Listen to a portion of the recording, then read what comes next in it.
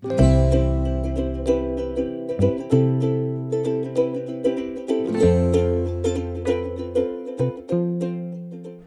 అండి, అందరికీ నమస్తే.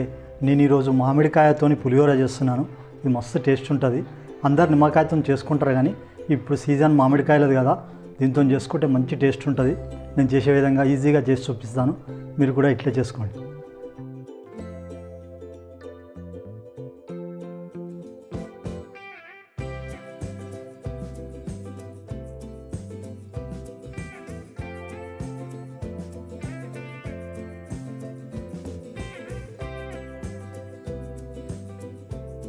పులిహోర చేసుకోవడానికి ముందుగా ఆయిల్ వేసుకుందాం,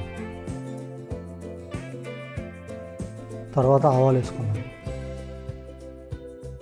తర్వాత పల్లీలు వేసుకుందాం, కొద్దిగా శనగపప్పు వేసుకుందాం, తర్వాత మినప్పప్పు వేసుకుందాం, తర్వాత జీలకర్ర వేసుకుందాం,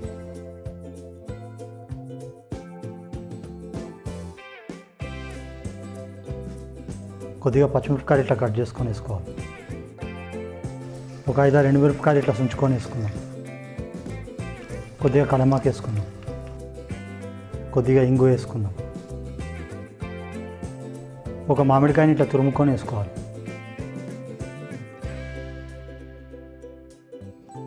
కొద్దిగా పసుపు వేసుకుందాం,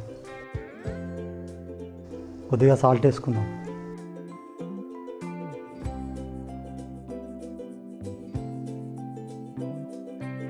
ఇప్పుడు రైస్ వేసుకుందాం. రైస్ ఒక అర్ధగంట ముందు వండుకొని చల్లార్చుకొని వేసుకుంటే మంచిగా పొడి పొడిగా మంచిగా వస్తుంది.